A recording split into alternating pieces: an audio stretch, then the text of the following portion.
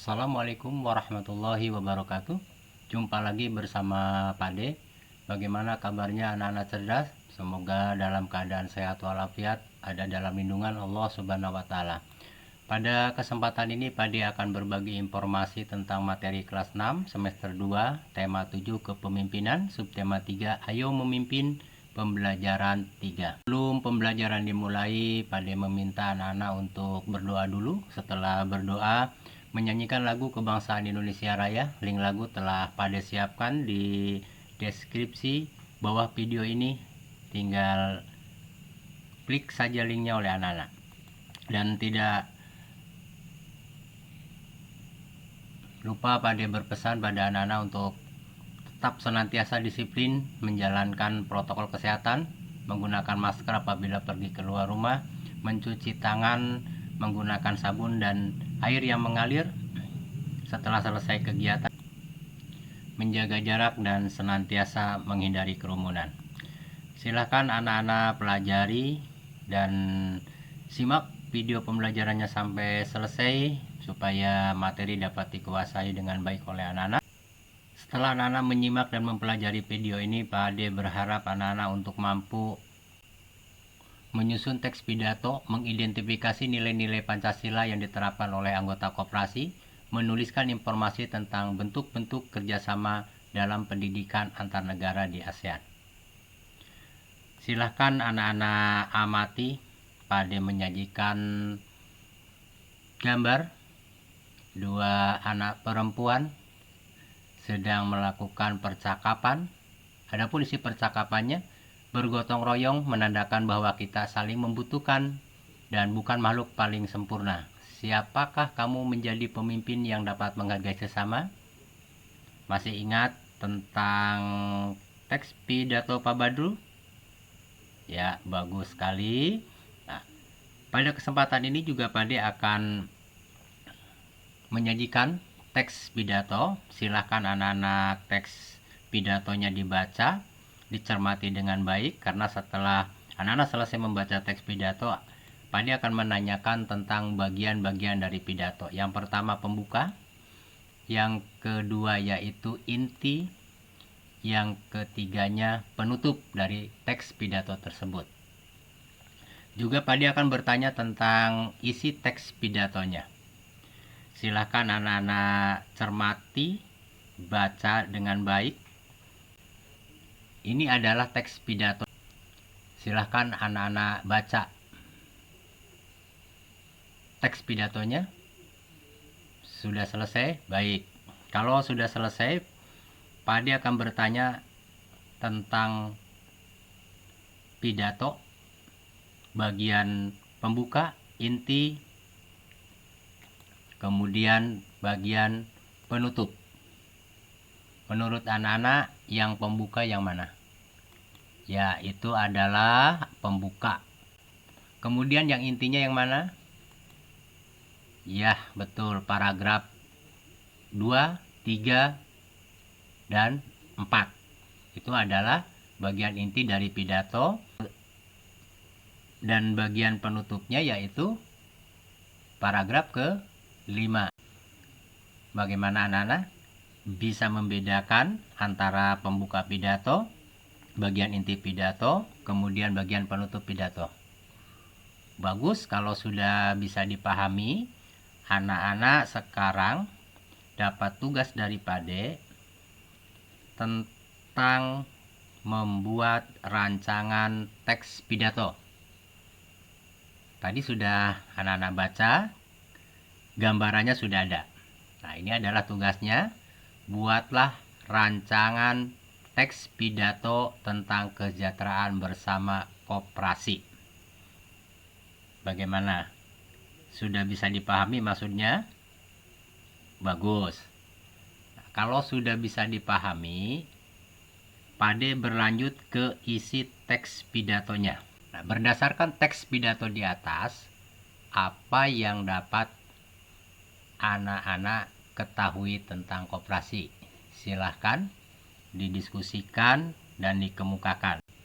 Berdasarkan dari teks pidato itu, nanti kita akan melihat apakah telah sesuai tidak dengan nilai-nilai Pancasila yang diterapkan oleh para anggota koperasi.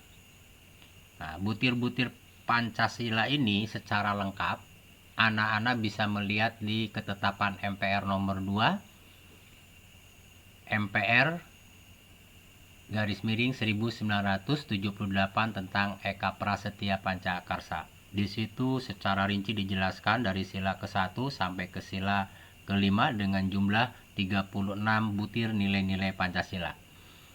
Sekarang apa yang diperoleh anak-anak berdasarkan teks pidato yang tadi anak-anak baca?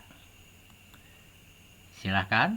Ya, koperasi bertujuan untuk mewujudkan kesejahteraan anggota koperasi. Ini sesuai dengan nilai-nilai Pancasila sila keberapa? Ada yang tahu?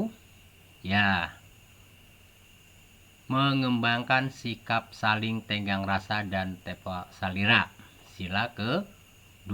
Karena koperasi ini bertujuannya untuk mewujudkan kesejahteraan anggota koperasi, bukan untuk kepentingan seseorang. Nah, itu menurut pandangan Pak D. Kalau ada perbedaan, silahkan. Pak D juga memohon maaf kalau ada kesalahan. Selanjutnya, yang kedua, menjalankan koperasi dengan cara kekeluargaan dan kebersamaan.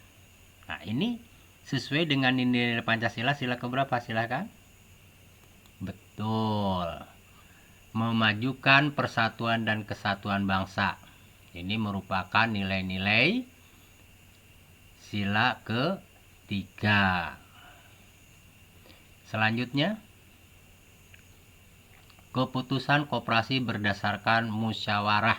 Jadi hasil keputusan koperasi itu hasil musyawarah anggota dengan para pengurus.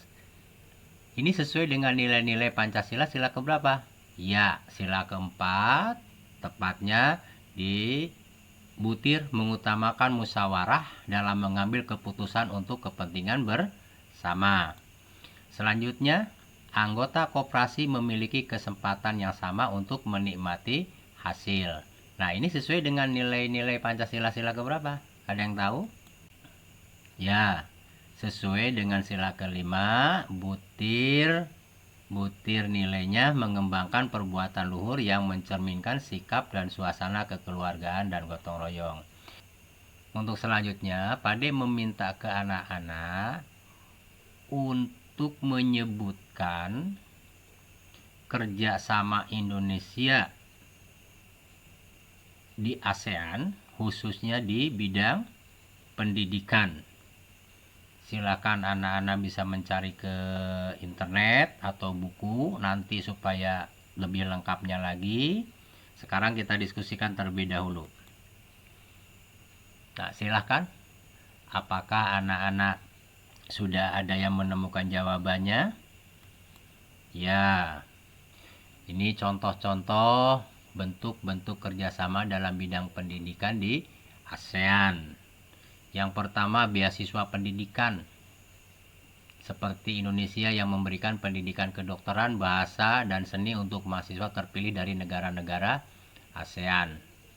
Kemudian ada ACT sebagai bentuk pertemuan guru-guru dari berbagai negara ASEAN. Ada Olimpiade Regional Asia Tenggara di bidang pendidikan untuk negara-negara ASEAN. ASEAN Japan Scholarship Funds, fasilitas beasiswa untuk negara-negara anggota ASEAN belajar di berbagai universitas ASEAN dan Jepang. Juga ada program ASEAN, yaitu yang diberikan kepada mahasiswa dan tenaga kependidikan di ASEAN yang belajar atau menjalani pendidikan di Eropa. Nah, ini diantaranya contoh bentuk-bentuk kerjasama dalam bidang pendidikan di ASEAN. Silakan anak-anak bisa mencari yang lebih banyak lagi, bisa melihat di buku perpustakaan ataupun di internet. Kalau membuka di internet, silakan anak-anak minta dampingi oleh orang tua atau kakak di rumah. Bagaimana anak-anak? Apakah materinya sudah dapat dikuasai dengan baik? Bagus. Kalau sudah bisa dipahami, Pade cukupkan dulu pembahasan materinya sampai di sini. Sampai jumpa di pembahasan materi tema 7 sub tema 3 PB4. Dan jangan lupa silahkan klik subscribe, like, lonceng, dan komen untuk perbaikan kedepannya. Pade ucapkan terima kasih pada anak-anak yang telah mempelajari video pembelajarannya sampai selesai, dan Pade tetap senantiasa berdoa supaya anak-anak dapat menguasai materinya dengan baik. Pade tutup. Wassalamualaikum warahmatullahi wabarakatuh.